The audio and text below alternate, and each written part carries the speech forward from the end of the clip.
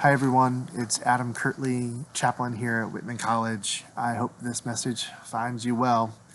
This last week, I was invited to reflect on and share some thoughts that I might have regarding things to say and things not to say when talking with someone who's suffered a loss, perhaps a loss related to COVID-19. And I reflected on the very first experience I had as a newly minted ordained minister. The very first experience I had being called to the hospital to visit somebody. The story goes is that I was serving as an associate pastor at a really large church in Indianapolis, and it was a church that was big enough that sometimes people would have major life events, and they'd call seeking clergy assistance. And if these folks had not been affiliated with the church for a long time, and the lead pastor might not know who they are, then that was the kind of thing that got sort of put on my desk. So this has happened. I was newly hired by this church, newly ordained minister.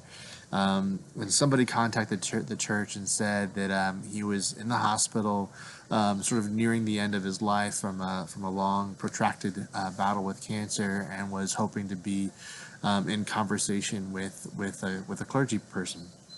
And I was, recently out of seminary. I had all of the right things to say, so I thought I was excited to try out my new skills. I think I wasn't even sure, honestly, that this person would be awake or aware of my presence, and so I thought maybe what I would be doing was talking with the family. I stood outside the door at the hospital for a moment, not sure what I was going to see when I walked in, and I took a breath and walked in, and to my surprise, there sat a man, probably in his 60s, sitting up in bed reading a book, and he smiled at me when I walked in, and I approached and introduced myself.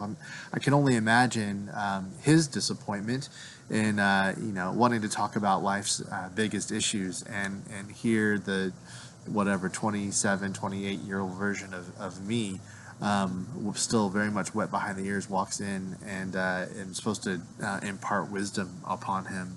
I don't remember a lot of what happened in that conversation, but I remember being utterly moved by and struck by the grace and wisdom of this person that I was talking to, such that by the end of the conversation, where I was theoretically there being sent to sort of console him, I sat on the side of his bed, wiping tears from my eyes.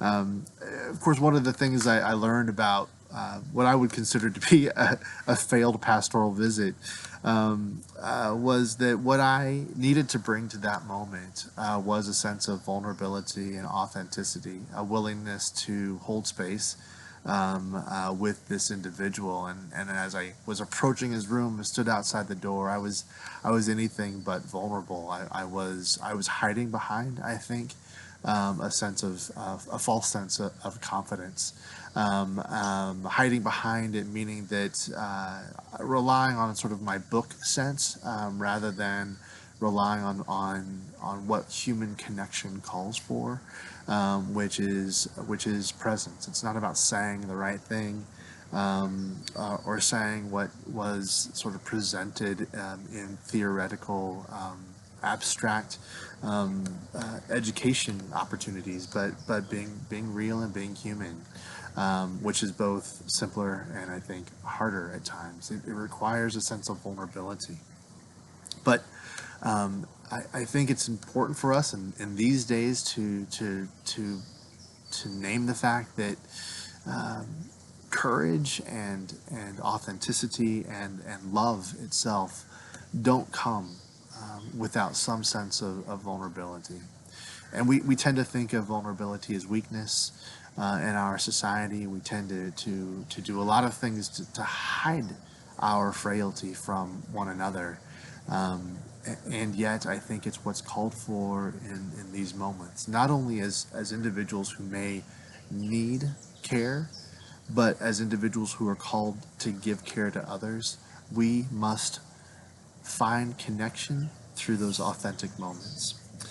Um, and I'll end today with this beautiful poem that seems to keep presenting itself to me and perhaps to you as well these days.